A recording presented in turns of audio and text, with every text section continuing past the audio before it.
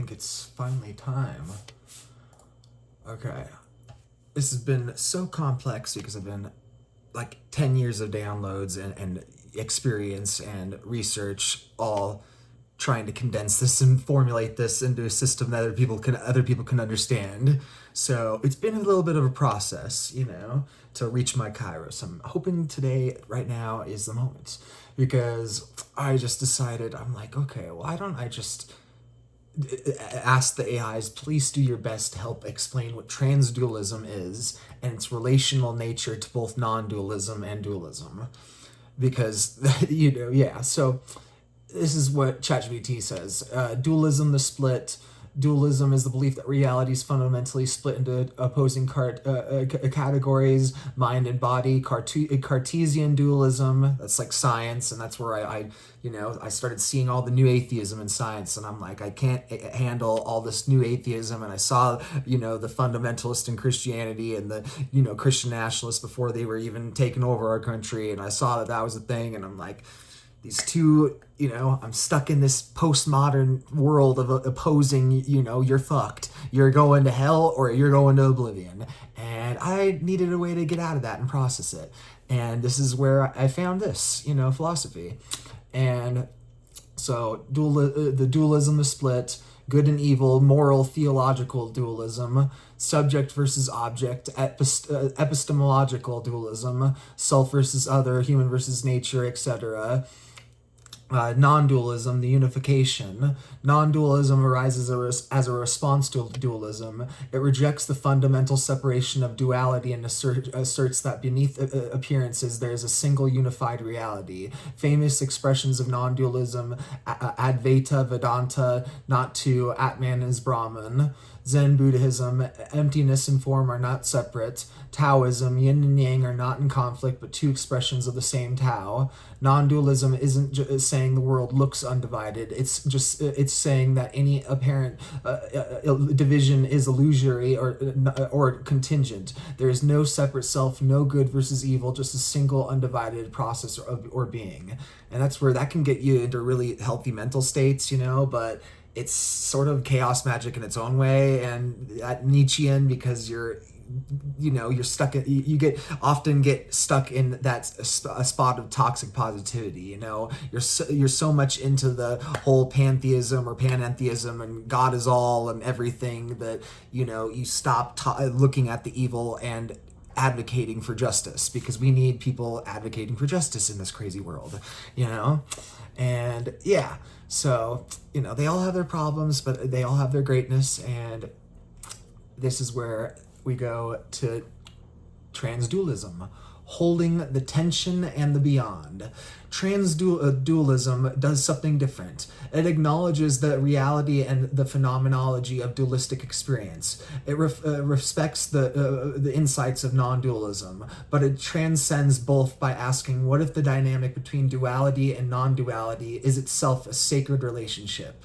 Definition, working. Transdualism is the view that the duality and non-duality are themselves interdependent modes of being, and that meaning arises through their dynamic interplay, not by erasing one or resolving into the other. It recognizes the dance between division and unity, chaos and order, identity and dissolution, matter and spirit, language and silence. But rather than trying to collapse that dance into a singular answer like non-dualism tends to, that's where you're throwing yourself into a black hole, and that black hole may be God or whatever, but be careful, I'm the existentialist in me is like, yeah, go for it, do you, but at the same time, my newfound ontologist in me is like, oh, come on, people, like, be aware of yourself and how you affect other people. So yeah, it says it sees the very act of dancing between or holding paradox, contradiction, and tension as a generative, even divine act, and I definitely believe that. These are the tests that we are meant to figure out. They are billions or trillions of them. They're probably trillions or beyond trillions of them, but they affect all of us in little moments in our daily lives, and we're supposed to figure it out, and nobody's doing this magical work. So 4, relational nature, dualism, non-dualism, and transdualism. Transdualism and dualism, and as these little arrows linking them together, going both ways or whatever, I don't know. Transdualism says you're not wrong to see opposites, but your mistake is thinking that they are absolute and irreconcilable. Irreconcilable. I can't even say that word, man, right now. My goodness, I could say all these other complicated words, but irreconcilable. There we go. I think I said it right there at the time. It holds space for real difference, but not eternal opposition. Instead of good versus evil, a transdualistic might see good and evil as relational forces that emerge from neglect, care, context, power, etc. You start to see the complex, system dynamics in the human species and how we, interrelate, and the sociological work that we need to start doing and figuring out, to get this stuff in order, man. We are still living in the Wild West. Everyone in the West, is stuck in their delusions of capitalism and, trust in government and all this bullcrap. But yeah, once you have the veil lifted and you have the revelation, you see the truth, it's pretty crazy, man. So transdualism and non-dualism, the link of those ones. Transdualism says you're right that there's a deeper unity, but wrong to collapse all tension into oneness. Non-dualism often flattens paradox. Transdualism keeps paradox alive. Because that's where normal people are stuck in this dualistic mode where they see a paradox and they just see, 1 and 0, black and white, water and oil. And they don't think that, we have technology and wisdom. Like, let's freaking make an emulsion out of this. That's what you do when you have water and oil and you want them to combine. You make an emulsion. It's food science, like metaphysical food science in action. Metaphysical food science metaphors to get your ontological train of thought in order. Okay. Non-dualism, okay, I already said that one. Where non-dualism says the self is an illusion, transdualism says, yes, but the illusion matters. It's part of the cosmic story, This is where non-dualism, it's like, these people are in cults. They are, even A Course in Miracles. I love A Course in Miracles, but it's basically a client cult. The one problem I have with it is the whole, let's learn and teach each other and do that. Like, it's like, in theory, I love that practice and idea, when it's just, non-deeply mattered things. It's like, okay, you want to have a fan group and, get together and collaborate, go for it. But, it's like, unless if you're doing the deep work, you have to do the deep work, And most people only do the deep work halfway, I've discovered. They don't go the full 100% or full 110 or whatever. They don't go I'm pressing the infinity drive, I'm going full soul mode, and I'm into this. So it shows 5, summary table. Concept, dualism, reality is made, core view, reality is made of 2, stance on opposites, separate and conflicting, example view of self, on self, self versus other, concept, non-dualism, core view, all is one, separation is illusionary, stance on opposites, ultimately unified, example view on self, self equals all, concept, transdualism, core view, reality includes both unity and division as sacred dynamics, stance on opposites, paradoxal, relational, creative. Example of view on self, self and non-self in evolving relationship. Yeah. Okay. 6, a transdual metaphor. Think of a quilt made of patches. Dualism says each patch is separate. Non-dualism says it's all fabric, one fabric. Transdualism says yes, and the meaning lies in how the patches are stitched together. The beauty isn't in denying the patches or flattening the texture, but in the interwoven harmony, which requires both division and unity to have form at all. And that was ChatGPT's little response. Let's go to cloud really quick, and then we'll go to DeepSeek and then bounce around, and hopefully I'll be bouncing around quickly in some unified manner, not completely ADHD, more that divine ADHD, dialing this stuff down. Because, yeah, this is fascinating and complex, but I have great hope and belief that it could be helpful for others. I don't push my beliefs on others, but I'm just going to lay it on out there, for you to handle, Yeah. Oh, society's gonna have fun with this.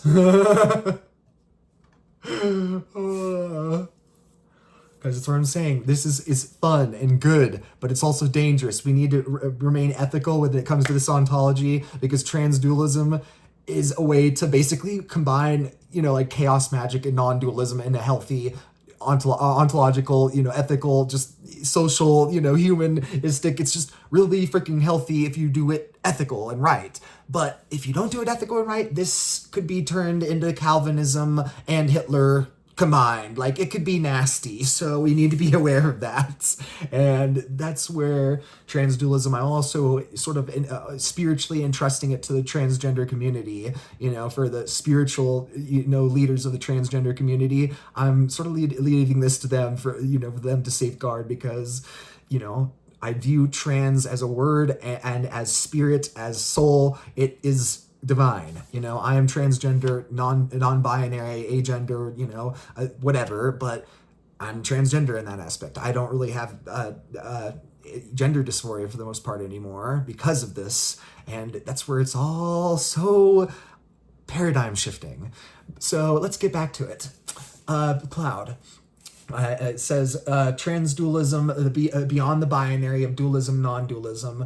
Transdualism represents a fascinating philosophical perspective that attempts to transcend the traditional binary opposition between dualism and non-dualism. Let me walk through walk you through these concepts to help you clarify their relationship. And dualism, yes. Again, it goes into the Cartesian sense. That in the Cartesian sense, this manifests as the division between mind and matter, subject and object, or consciousness and physical reality. Dualism maintains that these categories are fundamentally different in nature and cannot be reduced to one or another. Non-dualism, in contrast, asserts that the apparent distinctions we perceive are ultimately illusionary, found in various Eastern traditions like Advaita Vedanta and certain Buddhist schools. Non-dualism claims that reality is fundamentally unified and there's no true separation between the self. Entering transdualism. Transdualism emerges as a third way that attempts to move beyond this binary opposition rather than simply choosing one side or another. Transdualism suggests that both perspectives pertain truth, but neither is the complete story. The trans prefix is crucial here. This is what I was saying. Trans is divine. Trans is divine. And that's why it scares the living fuck out of these Christian nationalists like the orange man, the orange fascist. Yes, so the trans prefix is crucial here. It indicates a movement across, through, and beyond the dualistic and non-dualistic framework entirely. Transdualism doesn't merely synthesize the two perspectives, but transcends the very dichotomy they represent. That's where bridges have taken on like a spiritual meaning for me lately. When I cross a bridge, I realize a bridge is trans. Like it literally is trans, because trans originally is like movement across a river. That's like the etymology of the wording and stuff. And what do we do? Build across, rivers? We build bridges across rivers. A bridge is trans. That's where I get so fun with the symbolism and the mythology. I start going, okay, well, what are under bridges? Trolls are under bridges. Okay, we have online trolls now. Like, it's so fun. So the relational nature of transdualism. Transdualism is deeply relational in its approach to reality. Here's how it relates to both dualism and non-dualism. Relation to dualism. Transdualism acknowledges the experiential reality of distinctions, and that dualism emphasizes we do experience ourselves as subjects in relations to objects, but this distinction has practical value. However, transdualism doesn't accept these distinctions as absolute or metaphysically fundamental. Relation to non-dualism. Transdualism agrees with non-dualism's recognition of underlying unity, but doesn't dismiss the importance of distinctions. Instead of seeing distinctions as merely illusionary, transdualism treats them as genuine expressions of reality that emerge from unity without contradicting it. Key dynamics of transdualism. 1. Dynamic relationality. Reality is fundamentally relational, rather than consisting of separate substances or undifferentiated unity. Relationships proceed and constitute the entities they connect. 2. Process over substance. Transdualism emphasizes becoming over being, treating reality as an ongoing process rather than a collection of static entities or a monolithic whole. 3. Both and logic. Instead of either/or thinking, either dualism or non-dualism, transdualism employs both and logic, embracing paradox as inherent to reality. 4. Contextual truth. Both dualistic and non-dualistic perspectives have contextual validity rather than absolute truth or falsehood. I just realized something funny too while I was doing that. I was realizing that, we have so much, perspiration, is that perspiration? No, perspiration is sweat. No, we have so much evaporation of water from our lungs. Like I remember going camping and, I wake up in the tent would be raining on me just from my own humidity from my lungs. And I'm just realize why my mouth and freaking throat are feeling so weird every time I'm doing this videos, because I'm doing them so fast because I have so much damn stuff to do. And yeah, but I need to drink some water, because I think that I talk so fast I'm getting dehydrated extremely fast. So let me drink some water real quick and continue.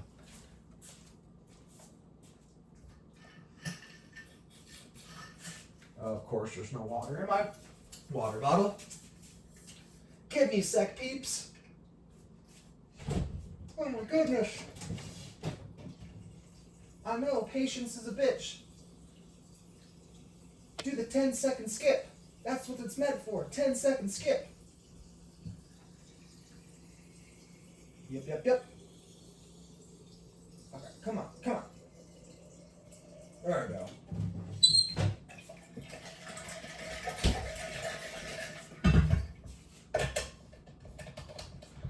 Whew.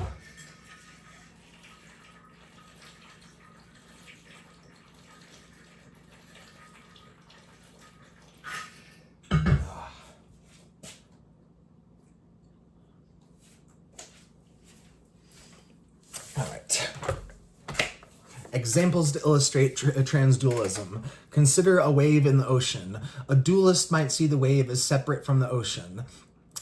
Individual particles, all separate, but together, but they're separate, they're individual, A non-dualist might say the wave is nothing but ocean, all of them are together, why would we separate them when they're all together, if you separate the water from the raindrop from the ocean, it is not the ocean, it is the raindrop, A transdualist might say the wave is simultaneously distinct and non-distinct from the ocean. Its very identity is constituted by its relationship with the ocean.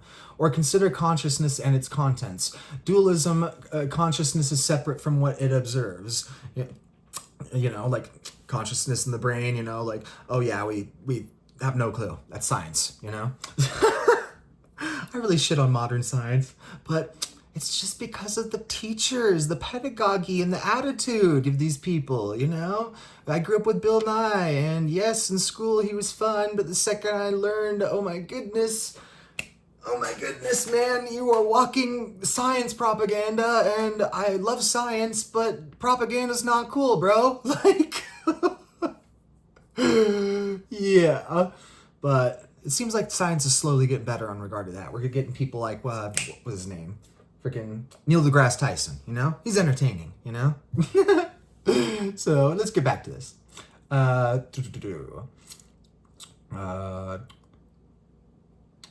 Non-dualism, consciousness and its contents are ultimately one. Transdualism, consciousness and its contents mutually constitute each other through their dynamic relationship. That's where it's like, I really do believe it's like, yeah, you need your brain to be physiologically correct, to function, to be alive and conscious.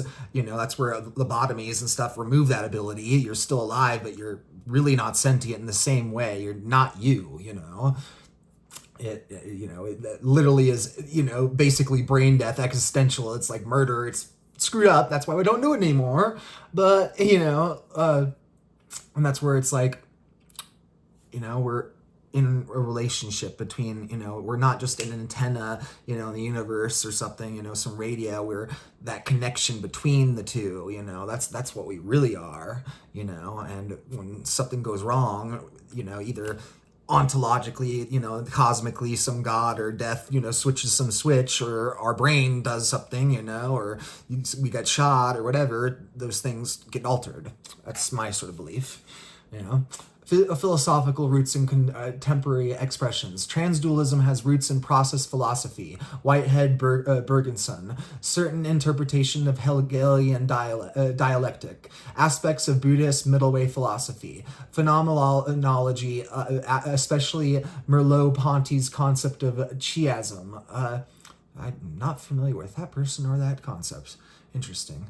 I'll have to look into that later. Quantum physics interpretations emphasizing relationality, certain interpretations of indigenous knowledge systems. Contemporary expressions can be found in fields like enactivism and cognitive science, relational ontologies and philosophy, certain ecological approaches to mind and cognition, interbeing concepts in engaged Buddhism. Transdualism offers a nuanced approach that honors both the unity that non-dualism emphasizes and the distinctions that dualism highlights, while suggesting that reality itself transcends this very dichotomy through its fundamentally relational process, procedural nature, whatever. All right. To deep seek. Certainly, transdualism is a philosophical concept that seeks to transcend and include both aspects of both dualism and non-dualism, offering a more dynamic and integrative perspective. To fully grasp it, let's first clarify dualism and non-dualism, but before exploring how they relate. Same stuff. Non-dualism, Advaita, Zen, certain strands of mysticism asserts that reality is ultimately one undivided whole. An apparent duality is an illusion. Maya and Advaita Vedanta, the ultimate reality of nature of reality is pure consciousness or emptiness. Sunyata in Buddhism. Transdualism is a synthesis that neither fully accepts dualism nor non-dualism, but transcends and integrates both. It acknowledges the relational reality of distinctions like dualism, while recognizing their interdependence and fluidity like non-dualism.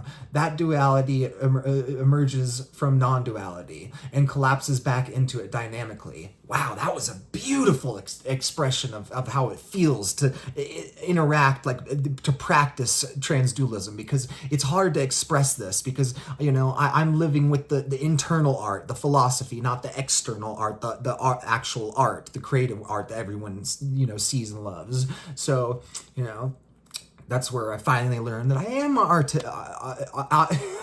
yes, I am autistic, but I'm also artistic. I just never, knew that because bad teachers, very bad teachers. My art teacher literally told me, you are not creative, don't do art.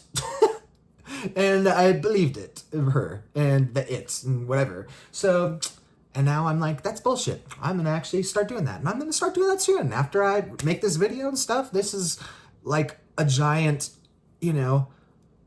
brain crap, like brain constipation. I've been having this for months, just needing to get this out, and it seems like I'm finally processing it out. Having a healthy brain movement. And once that's done, I will be and I'll be able to relax a little and do other things, because I live this practice. So whatever I do is inevitably I'm gonna, have an analysis through this transdualism, which is gonna be fascinating for people because, this is very, very, very rare. I literally looked up on the AI and stuff, was trying to find actual population dynamics, and it literally was basically so insane. It was 1 in freaking 3 billion or something of how many people have this ontological belief, because I have no clue. I'm guessing it's like Gnosticism. It's been crushed by the mainstream authority, because that the current political administration, if this actually catches on culturally, they're gonna freak the hell out. They're gonna probably government shutdown. We can't figure out shit. We're all freaking the fuck out. Seriously. But that's where I'm a real patriot because I read the Bible and I read the Constitution. I have a Constitution, I have a Bible, and I read them both. I research them both. I study them both. I believe they're both sacred documents and, pieces of work, but I'm not a fucking dickhead. I used to be, but no, I'll still be sort of, mean with my shit, but I'm not a dickhead. That's where, nonviolent communication, Marshall Rosenbaum, man, he told people that it's not nice, but it freaking is, and it works. Oh, it's fascinating, man. We all have these super sensitive egos, and you use a little nonviolent communication, all of a sudden everybody's toned down, man. I need to get back into that again. Okay. Transdualism. It's a synthesis that neither fully accepts dualism or non-dualism, but it transcends and integrates both. It acknowledges the relative reality of distinctions like dualism, while recognizing their interdependence and fluidity like non-dualism. That duality emerges from non-duality. Oh, I already said that. Okay, that's where I was at. Okay, the opposites co-arise and interpenetrate, similar to Taoist yin-yang or Hegelian dialectics. Key features of transdualism: relational ontology. Reality is not just one or two, but a network of dynamic relations. Process over static states, emphasizes becoming rather than fixed being. Inclusive hierarchy recognizes that apparent opposites are nested within larger unities. Wave particle duality in quantum physics. Man, this is making me want to get sidetracked and go to another freaking one, but I'm gonna finish this, then go to that. So, embodied paradox accepts that some truths are best held as complementary tensions rather than resolved into pure oneness or separation in relation to non-dualism or dualism. I think that's what I was saying earlier, but I got sidetracked. I was saying that everybody's stuck in that dualistic thought, so they see paradoxes as contradictions. I remember trying to, explain to my dad my way I think in my brain, and he was like, "That's a contradiction. Nothing you're saying is making sense." And I was like, "No, you're just not thinking. I'm not saying a contradiction. It's a paradox. And if you really are thinking about what I'm saying, I know I might not be able to flesh it out, but if you flesh it out, you will understand what I'm saying." And that's where AI is freaking amazing, because it helps me flesh these things out. Through doing it, it's I'm real. It's fun because it's not a crutch for me. It's training wheels. Seriously. As long as I never make those training wheels a crutch, I'll be good. So, inclusive, a process over static states emphasizes becoming rather than fixed being. Inclusive hierarchy recognizes that apparent opposites are nested within larger unities. Wave particle duality in quantum physics. Embodied paradox accepts that some truths are best held as complementary tensions rather than resolved. All right, said all this. Relation to non-dualism and dualism. Beyond dualism, unlike rigid dualism, transdualism sees distinctions as contextual and permeable. Beyond non-dualism, unlike strict non-dualism, it doesn't dismiss distinctions as mere illusions, but sees them as meaningful expressions of a deeper unity. Integrative, it allows for both and thinking, e.g. the self is both individual and inseparable from the whole. Examples of transdual thinking: quantum physics, particles behave as both waves and particles, transcending classical either or logic. Zen koans, paradoxical statements. What is the sound of one hand clapping? It sounds freaking beautiful. I will say that. I can hear it now, man. Just do this with your hand on the screen or whatever, man. I hear it. I hear it. It's beautiful. It disrupts binary thinking. Yes, it does, but it is beautiful. Process philosophy, Whitehead. Reality is a flow of interconnected events rather than static substances. Conclusion. Transdualism is a meta-framework that embraces the interplay of unity and diversity, holding that reality is neither purely dual nor non-dual, but a dynamic dance between the two. This is Shiva's dance, man. It's beautiful.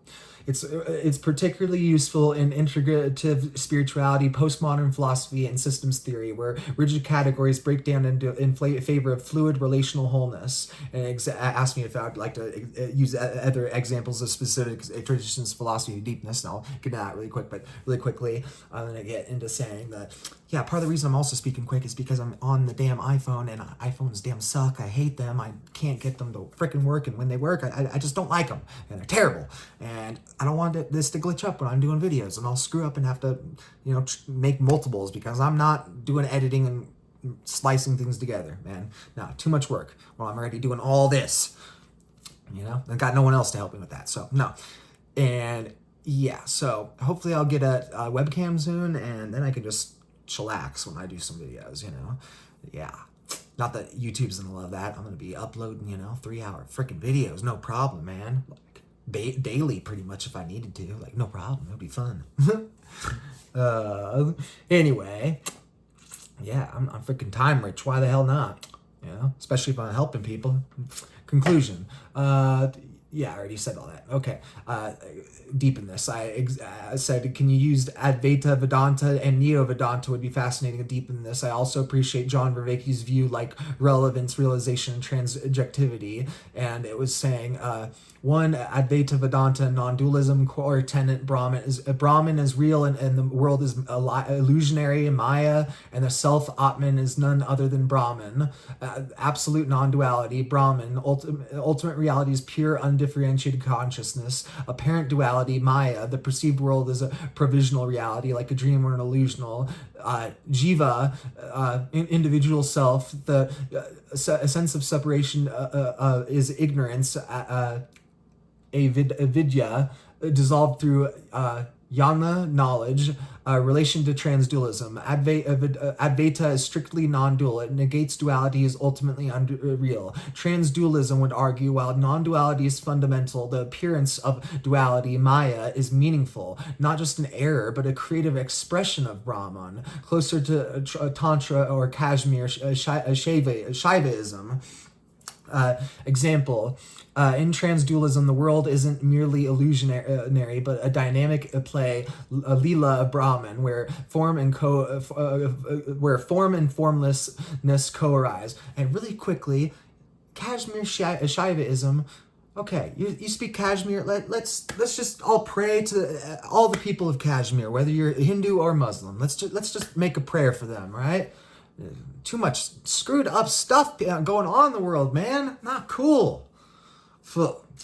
So, I love India, but come on, man. And I love freaking Muslims, but I love Pakistan. Let's figure this stuff out. Not cool, man. Not cool. I can't help, man. Need to advocate in some way, even if it's just whatever, man. On whatever. That's what I'm saying, man. Everything I'm starting to get into this, I'm starting to see the dualistic, dynamic, warlike, tribalistic interplay that we're all freaking falling into. It's freaking sad, man. We're eating the same rotten apple, like we're still in Eden. And we're eating the same apple. It is rotten. It has been thousands of years. We're eating disgusting stuff, What we need to do, we need to take another apple off the tree and partake of fresh seconds. Partake of fresh seconds. And you start doubling down on that dualism, and you start to see the dynamic relation between dualism and non-dualism, and you start to really see. It's beautiful. Okay. So, Neo-Vedanta, bridging dualism and non-dualism. Neo-Vedanta modernizes Advaita, integrating evolutionary, experiential, and relational aspects. Vivekananda emphasized practical spirituality. Non-duality is realized through service, karma yoga, and devotion, bhakti, not just negation. Sri Aurobindo, new name, cool, I'll have to look into that person too.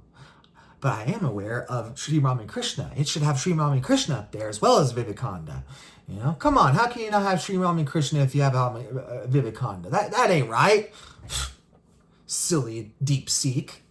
Sri Aurobindo proposed integral yoga, duality, matter-spirit evolves toward a supramental unity where opposites harmonize. Relation to transdualism. Unlike classic Vedanta, Neo-Vedanta engages duality as a vehicle for realization, closer to transdualism. Aurobindo's two truths, absolute plus relative, mirror transdualism's embrace of both unity and diversity. Example, the divine manifests through duality, gods and goddessness in Tantra, not just beyond it.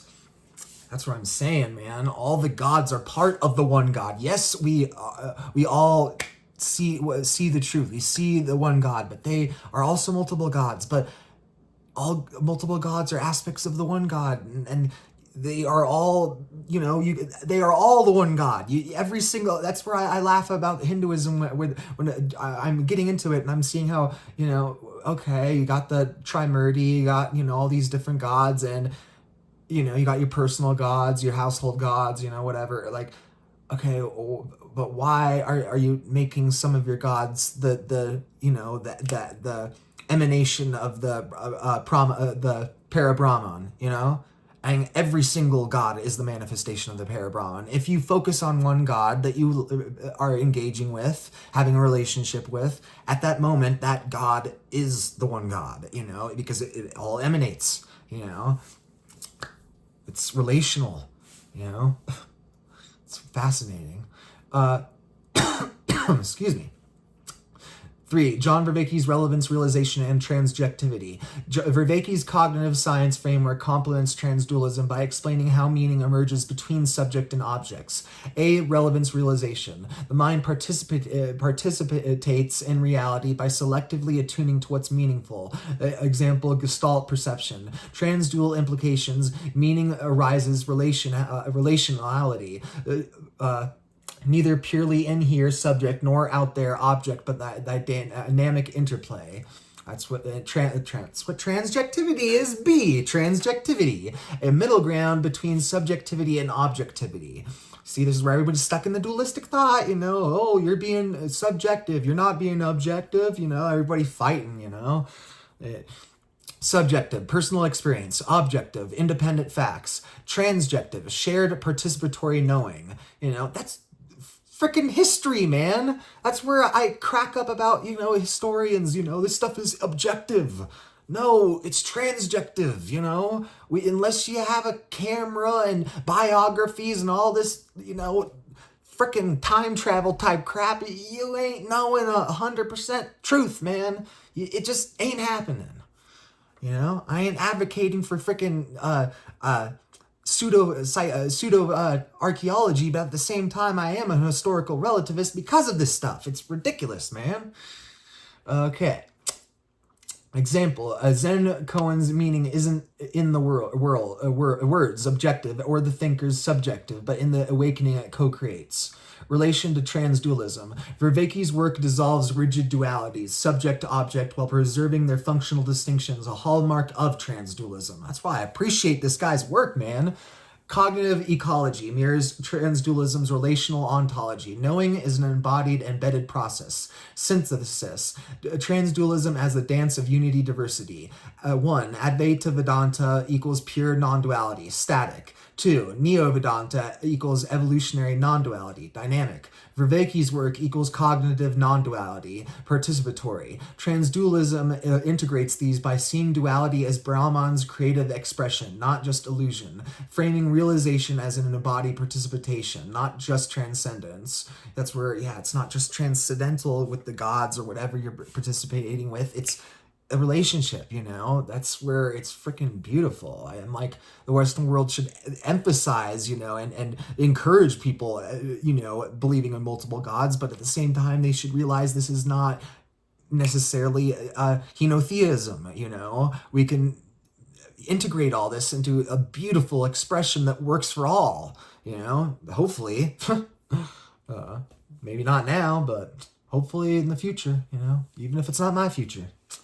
So, Framing realization as, okay, I already said that one. Viewing meaning as transjective, arising between self and the world. Practical implications. Meditation, not just dissolving the self, but witnessing how self and the world co-emerge. You definitely experienced that with psychedelics. Dialogue. Truth isn't yours or mine, but transjective, emerging in relationship. Science. Quantum physics complementary wave particle reflects transdual object. Final thought. Transdualism as the middle way. Like Madhyamika, wow, I want to say that right. That's interesting. Madhyamika Buddhism, Nagarjuna's emptiness of emptiness. Transdualism avoids absolutizing either duality or non-duality. Instead, it's a meta-perspective that embraces non-duality as ground, Brahman, duality as play, Leela, or Lila, transjectivity as path, Vervaeke's participatory knowing. So that's those ones. Let me explore the other ones real quick, hopefully, and get to sewing this up. So because I'm going to be releasing so many videos all at once because I have some other videos I couldn't help but make, but they all integrate this transdualistic thought into them. So, and I wanted, you know, people to actually understand what the heck I'm talking about before they watch some freaking, what is it? I got a, where is it? Oh, there we go. Yeah, before they dive into a 1 hour, 7 minute video, you know, with Elliot Page, involving a psychoanalysis of Elliot Page. You know, that might just, you know, if people don't have any clue, it just might stir things up in completely the wrong way. So, let's see. Not there. Here. Here we go. Transdual fuzzy logic. This is definitely going to have something. Okay, this literally just beam into me, just download straight in my brain the other day. All of a sudden I was thinking, just meditating on this mantra that just came into my head. All of a sudden it went, 1 and 2 are not opposing truth claims, but merely 2 different expressions of the same truth. I love it. And I asked, you know, ChatGPT basically, you know, how would this best be described as, you know, non-dual fuzzy math, transdual fuzzy math, you know, non-dual fuzzy logic, transdual fuzzy logic, etc. And it came up with saying that it was transdual fuzzy logic because your statement implies that 1 and 2, while appearing distinct, are actually different expressions of unified truth. This just suggests a transcendence of binary opposition rather than a strict non-dual collapse of distinction. You see, this is where non-dualism and math even, you know, they don't line up. It doesn't work, you know? It collapses, you know? Wave function collapse. Come on, no, let's figure this stuff out, man. Let's not create particles into oblivion. Let's figure stuff out.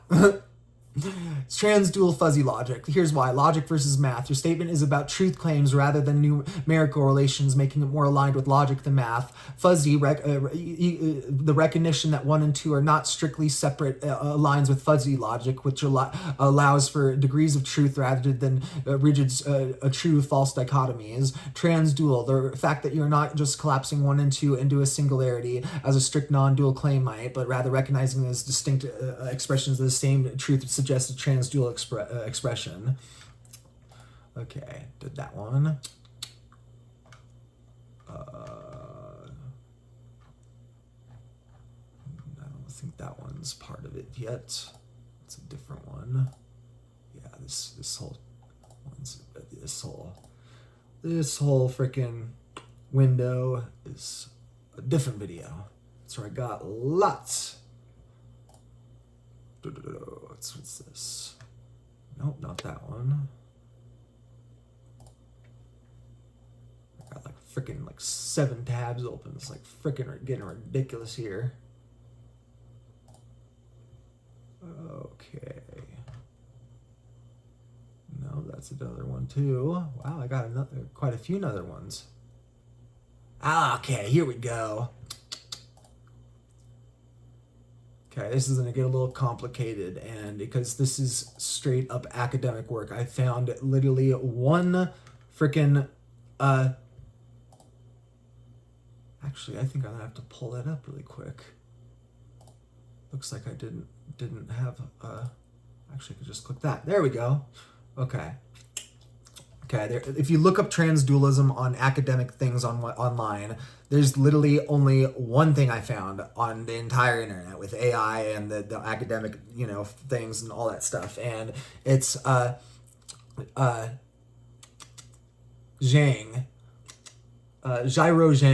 Okay, Transdualism Toward a Material Discursive Embodiment by Jairo Zhang.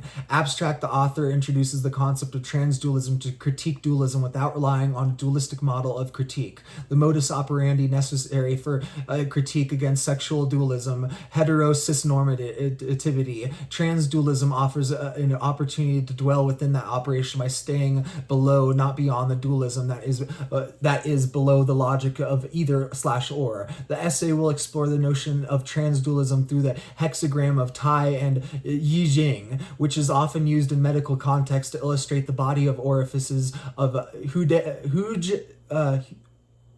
Huandi Naijing, or the inner canon of the Yellow Emperor. The author reads this body of orifices, which is primarily represented by its 9 major body tunnels, the yin-yang philosophy of gender, sex, indeterminate. Actually, really quick, I think I did, right here. I wrote, can you summarize this academic text for the layman? Thank you, past self. Thank you, past self. That was helpful, because I can put the PDF of this in the text for people that actually are already into this hardcore and academic and want to study this further, find whatever I'm doing here fascinating. So this article, can you help summarize this academic text for the layman? Let me help break this academic article into simpler terms. In this article, discusses a concept called transdualism, introduced by the author Jairong Zhang. The core idea is about finding a new way to think about opposites that goes beyond just seeing things as either/or choices. This is where he's talking about gender dynamics, male or female, So even in the East, they're apparently freaking out about this and transgender and confused, They're the ones that are confused, All you cis people are the ones that are confused. We're confused too, but differently. Everyone's confused. We're all mad here in this crazy house.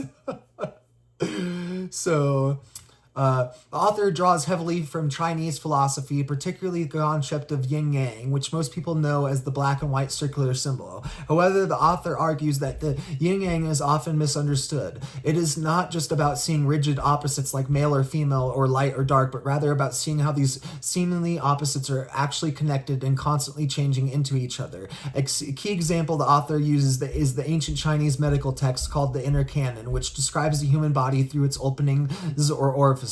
Rather than seeing the body in binary terms, male/female, this ancient view sees it as a system of connected openings that aren't strictly gendered. The author suggests that this offers a helpful way to think about bodies and gender that's more fluid and interconnected. The article critiques how Western thinking often gets stuck in strict either/or categories. It's funny because I argue that this author is doing the same thing. The Eastern author, the Eastern way of thinking, you're getting dualism wrong too. How hubristic of me. I'm terrible. Okay, so the author argues that this rigid thinking shows up even in modern gender theory debates. Some scholars focus entirely on how gender is socially constructed through language, while others insist on the physical reality of bodies. The author suggests that we need both perspectives, just as the yin-yang shows how apparent opposites are actually interconnected. A fascinating point is how the author reinterprets the traditional yin-yang symbol, rather than seeing as reinforcing gender binaries, yin equals female, yang equals male.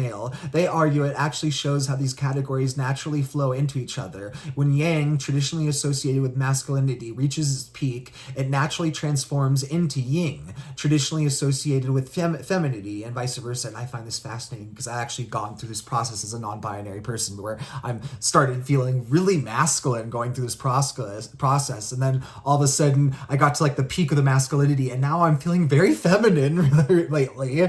And it's pretty funny and interesting. The ultimate message is that we need new ways of thinking that can acknowledge both differences and connections, ways that go beyond simple either or choices while still recognizing the distinctions matter. The author suggests that this transdualistic approach could be especially helpful in understanding gender, sexuality, and bodies in more nuanced ways. I want to see if I have the counterpoint I made. Oh, I think it's right here. Here we go. Rebuttal to Jing's transdualism. Jairo Jing's conceptualization of transdualism presents a valuable critique of dualism without reproducing a dualistic model of critique. His approach, grounded in yin-yang philosophy and medical discourse from the Huding Naijing, challenges Western metaphysical binaries of sex / gender, matter / discourse. I'll just get to my core point. I argue that gender lies beyond the body and language altogether, existing as an ontological phenomenon that neither embodiment nor discourse can fully encapsulate.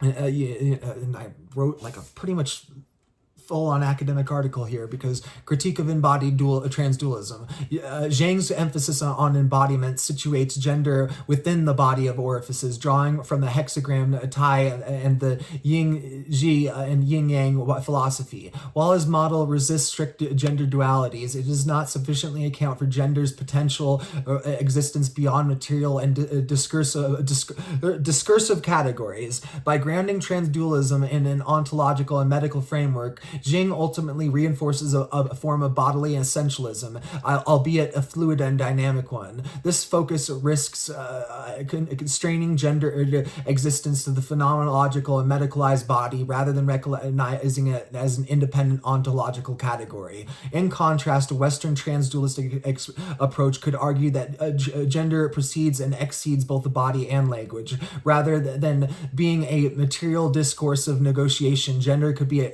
understood as an emergent metaphysical force, one that interacts with but is not reducible to materiality or linguistic structures. This position aligns more closely with Jungian depth psychology, which explores archetypal structures beyond individual embodiment and social discourse, in contrast to Freud's psychosexual developmental model, which remains central to Zhang's analysis. Because that's where I went, man, Jairo Zhang here is using Freud way too much. The limits of Freud and the potential of Jung. Jing's reliance on psychoanalytic theory, particularly in its Lacantian and Freudian inflections, underscores a key limitation of his transdualism. Freud's framework, which informs many post-structuralist gender theories, remains rooted in linguistic and body determinism. And the Oedipal complex, castration anxiety, and symbolic order all reduce gender to psycholinguistic inscriptions rather than recognizing it as an anonymous ontological phenomenon. A more Jungian approach, which has been underutilized in trans theory, which could provide a richer understanding of gender's existence beyond material discourse constraints. Jungian archetypes such as the anima and animus suggest that gendered experience operates on the level of collective unconsciousness, transcending both individual bodily experience and cultural linguistic constructs. This perspective aligns with a Western transdualistic view that gender is neither purely material nor purely discursive, but rather an intrinsic aspect of being that manifests in varied ways across history and culture. So, I'm not going to get all into that. If you're interested in my little academic rebuttal, you can click the little link to the paste bin I have, So, yeah. But let's get to the other thing, because I was meant to go sort of deep, medium to a little lighter that's still helpful in understanding this, but I went straight to really deep. So, yeah, let's get back to something that's a little easier. So, here we go. This is good. A Course in Miracles, right? Course in Miracles is freaking beautiful, and I got a freaking beautiful one right here. So, Okay. 1. Dualistic version, Western perspective. What is real and is good and cannot be harmed, while what is unreal is false and must be rejected. Herein lies the choice between light and darkness. See, this is where like Christian fundamentalists fall into this Western dualistic version. Dualistic version from the Eastern perspective. What is real leads to liberation. What is unreal binds us to the cycle of suffering. Only by recognizing this distinction can we find the path to true peace.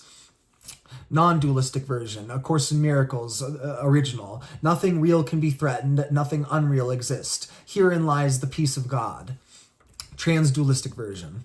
Nothing real can be threatened, yet the unreal persist as experience. Together they guide us toward the unfolding of God's peace. So, yeah, I can probably get that onto a little post too, because that's not too big. Yeah, I can get that all into a post. That's pretty good. Holistic explanation. By presenting two dualistic perspectives, Eastern and Western, followed by the non-dualistic and transdualistic interpretations, we cover a broad spectrum of worldviews. The Western dualism frames reality as a moral choice between good and evil, light and darkness, while the Eastern dualism focuses on liberation from suffering, from discerning the real from the illusionary. Non-dualism transcends these distinctions, claiming that only the real exists, while the transdualistic perspective integrates both real and unreal into an ongoing dynamic process of ethical and spiritual development. Using these four quotes in sequence demonstrates how different traditions and philosophies address the same existential questions through conflict, discernment, unity, or integration. For academic and interfaith work, this approach allows for a rich dialogue that respects each tradition's worldview while showing a pathway toward a more integrative transdualistic understanding. Yeah. This is so good. I love all this stuff. It's so yummy. Good. What's this one? Oh, okay. Let's see what this is. No, that's pretty much... Let's see what this is, though. Okay, integrating transjectivity. Let's try a simple exercise together. Think of a recent conflict in your life. Now imagine viewing it through each perspective we've discussed. Through Western dualism, what's the right versus wrong? So think like a Christian, like a fundamentalist Christian. Through Eastern dualism, what's binding versus liberating? Getting that Eastern philosophy mode of thought. Through non-dualism, what's ultimately real here? Through transdualism, how might both the real and apparent serve for growth?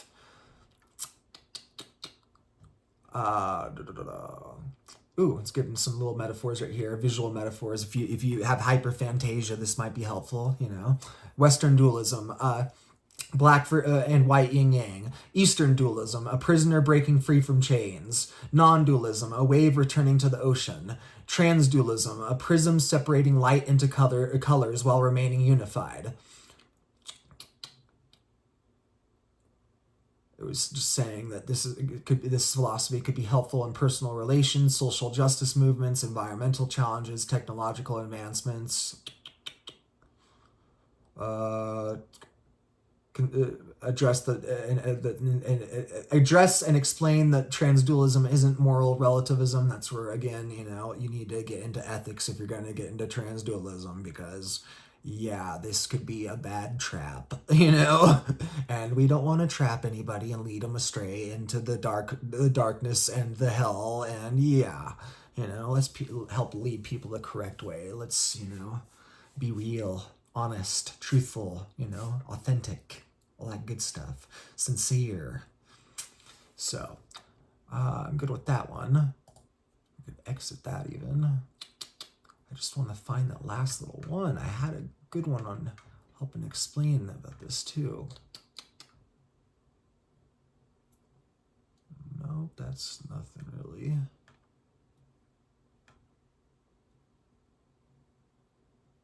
Yeah, that's nothing. Wow, I had a lot to clean up here. Oh, come on, it can't be on this one.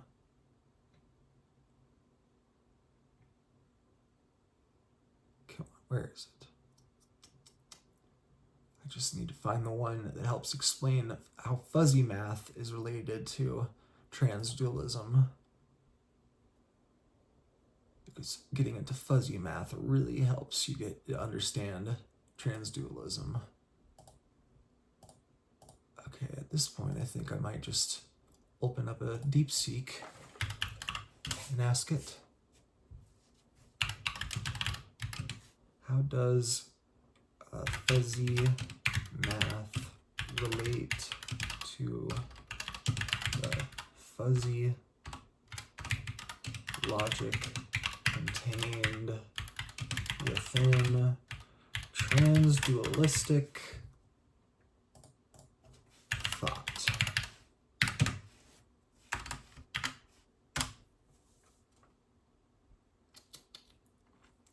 Let's see if it comes up with something good.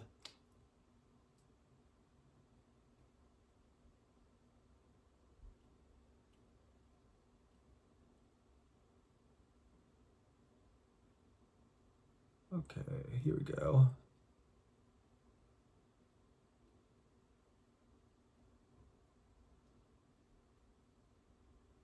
I guess I also just have to sort of explain my view of fuzzy math. That might just be helpful. Normally I use this script type stuff, but at the moment this might be just the easiest way. Let's see though, that one, okay. Fuzzy math and fuzzy logic are related but distinct concepts, and the connection to transdualistic thought, a philosophical framework that seeks to transcend binary oppositions, can be explored through the shared emphasis on gradation, ambiguity, and the rejection of rigid boundaries. 1. Fuzzy math versus fuzzy logic. Fuzzy math generally refers to mathematical approaches that deal with imprecise or approximate quantities, often used in economics, decision theory, and pedagogy. Examples: fuzzy arithmetic, fuzzy numbers. Fuzzy logic, developed by Luffy Zadhe, is a form of many-valued logic where truth's values range between 0, completely false, and 1, completely true, allowing for partial truths. It is widely used in control systems, AI, and decision-making where binary logic is insufficient. That's where it has to use the servers and power for these computers extra hard when it's using me as when I'm the user. It's like, damn, why aren't I quantum yet? This dude's asking heavy shit. 2. Connection to transdualistic thought. Transdualism challenges rigid dichotomies, mind, matter, self versus other, embraces fluid overlapping categories. Both fuzzy math and fuzzy logic align with this by dissolving binary absolutes, just as transdualism dissolves strict dualities.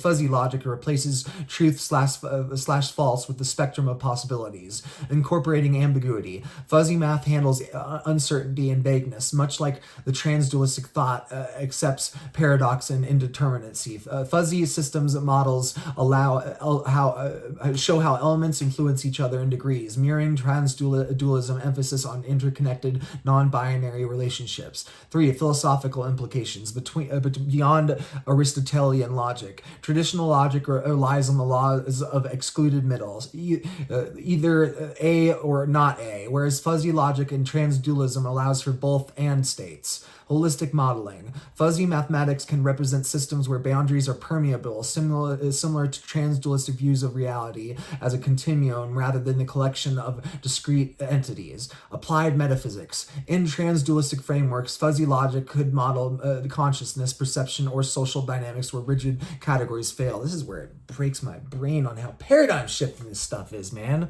Apparently I think like a damn computer. I mean, everybody says they think like a computer, but then we also get the counter narrative of we are organic, we are completely different on how we function versus a computer. Like, yes, there are some parallels and similarities, and we heckin' freaking created these damn things, but they are not the same as us, you know?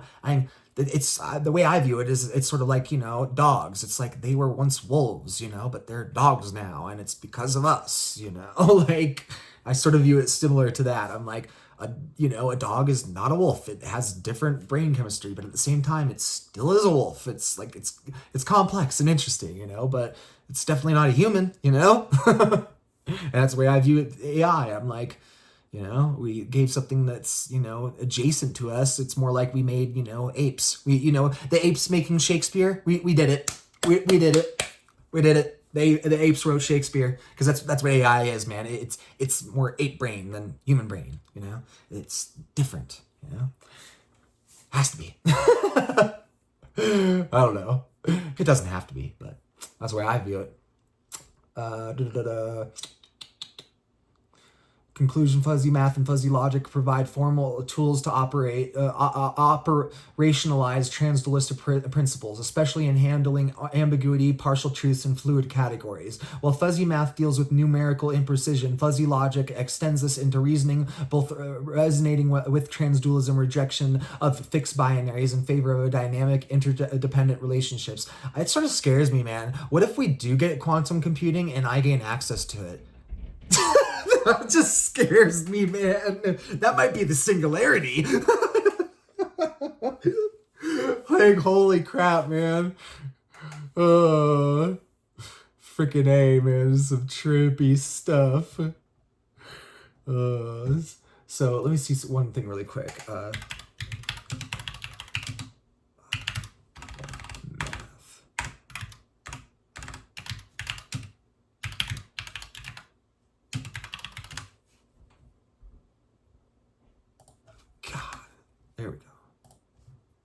Here we go.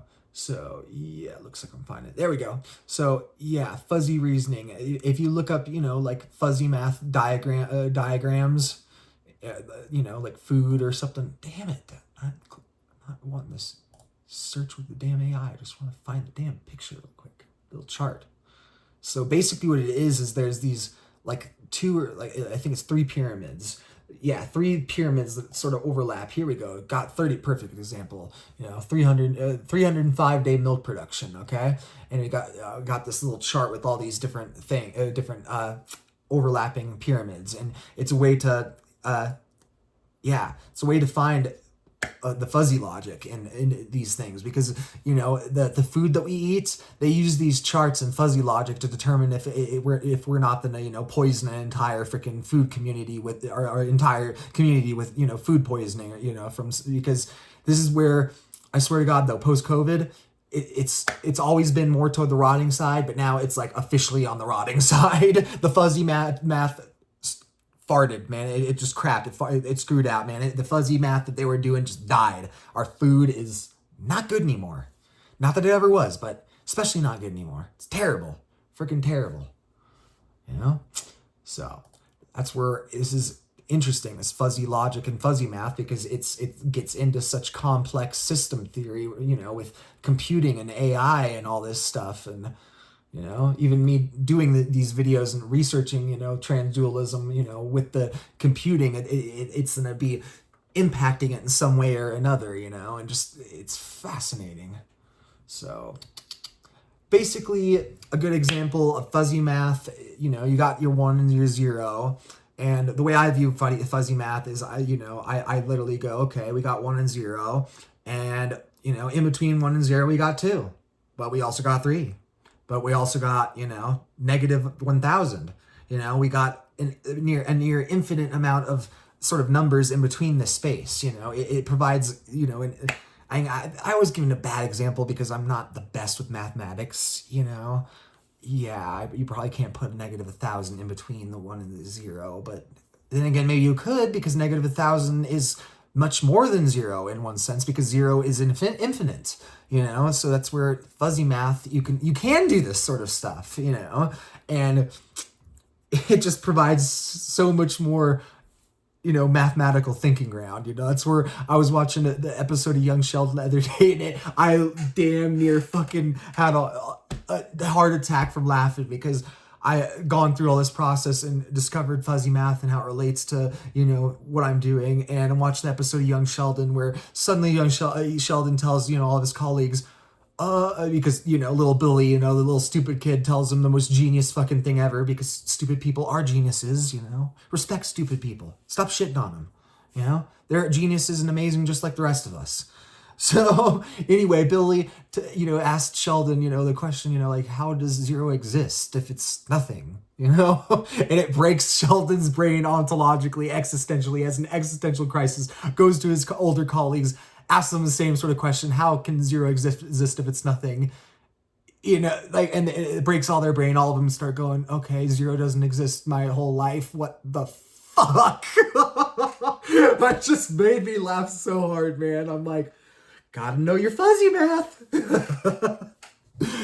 Neither Sheldon nor any of his professors knew about it, and because they didn't know fuzzy math, they're all freaking the hell out. Sheldon's didn't stay in his philosophy class long enough. If he did, maybe he would have found some interdisciplinary, fuzzy logic leading to fuzzy mathematics, leading to his understanding that, yeah, zero can both exist and not exist at the same time. So, anyway, I think that's about damn done with that.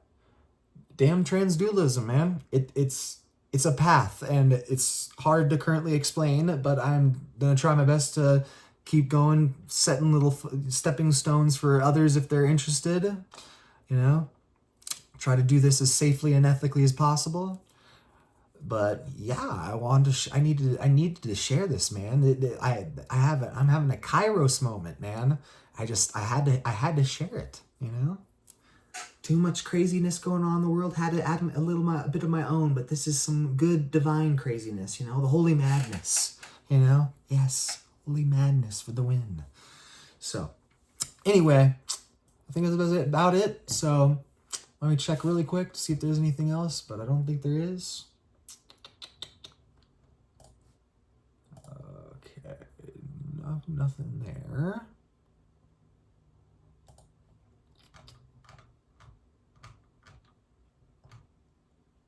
Nothing there.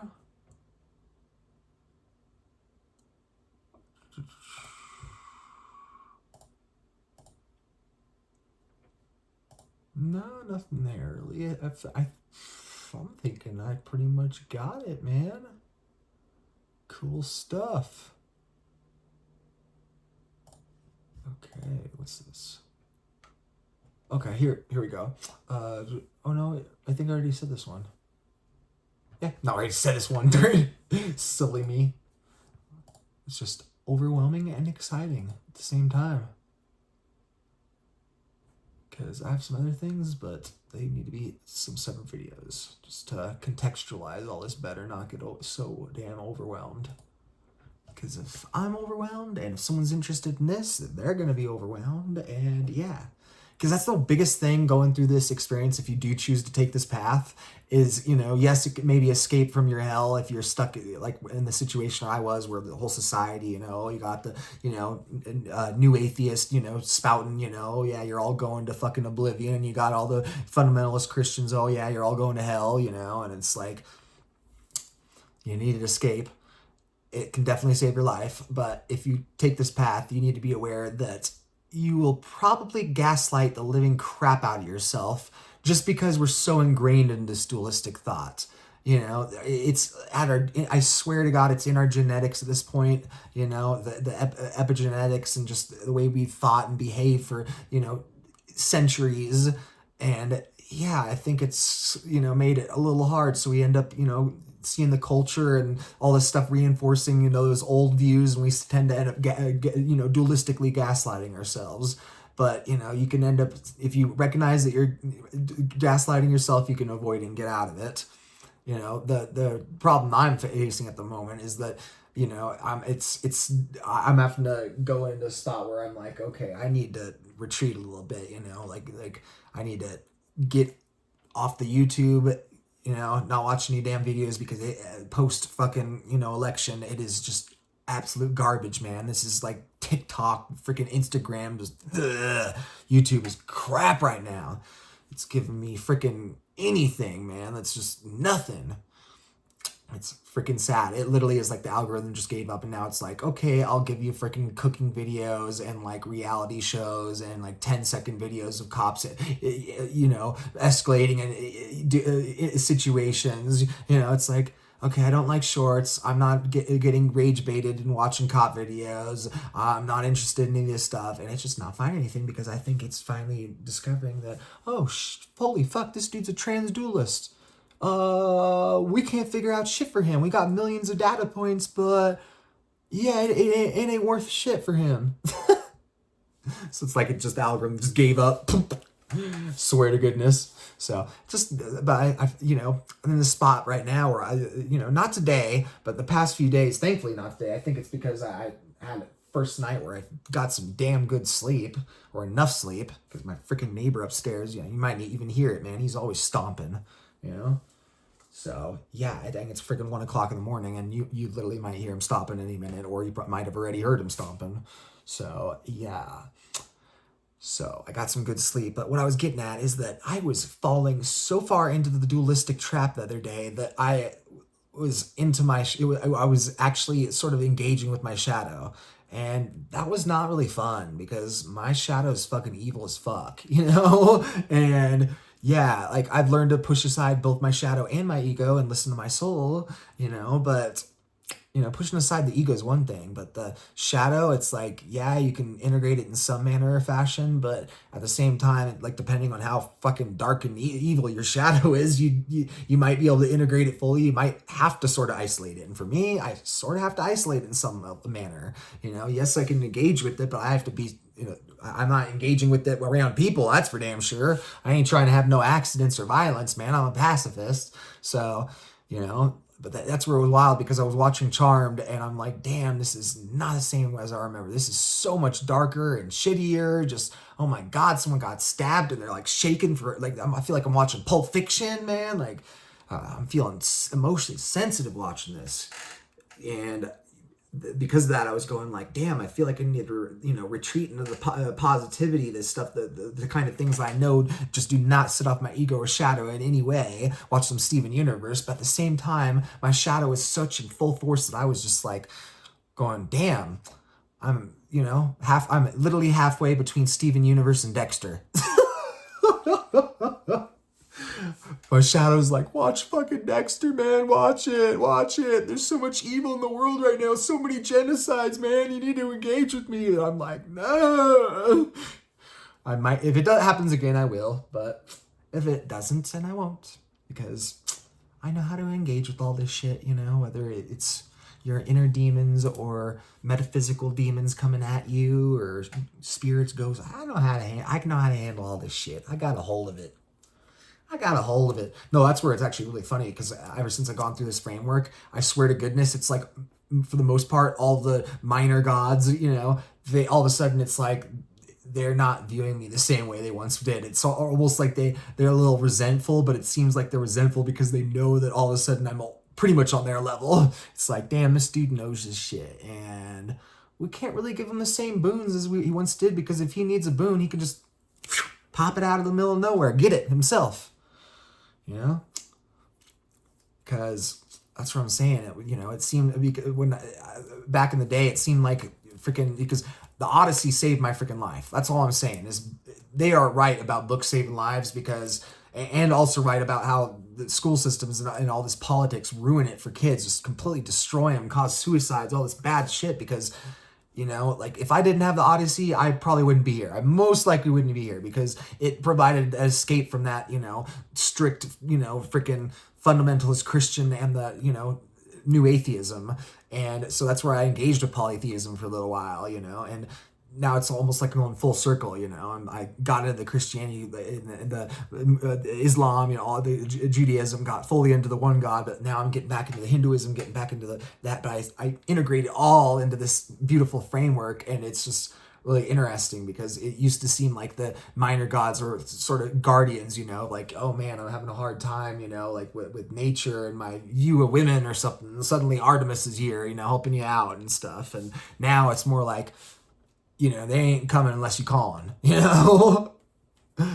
or unless you're just having a good time and inviting people for a good time, which I often do, I doing some ghost dance or something, getting all trippy, when on some psychedelics, hallucinogens. I'm most of the time I'm gonna be like, all right, I'm open for inhabitation, open for, a little 4-hour party, man. Come on, spirits. You want a little bit of some fun with the, dharmic dance? Come on and join. Fun. Crazy. Interesting. Fun. Beautiful. Interesting. So, yeah, there's nothing any more over there, I think. And I went a little off topic, but still semi on topic, but whatever. So yeah, I think I'm just gonna close it out with that, and do another video later, especially since this is already, holy crap, an hour and 17 minutes. That's gonna take a minute to upload. Have to damn pull out the wire, because it doesn't upload over the Wi-Fi. It's like, oh my god, it's over an hour long. No, screw you. You can't load this on your phone because you don't have enough memory, even though you've deleted everything so you have memory. Again, fuck the iPhone. Anyway, wow, okay. Peace and victory. Sign out.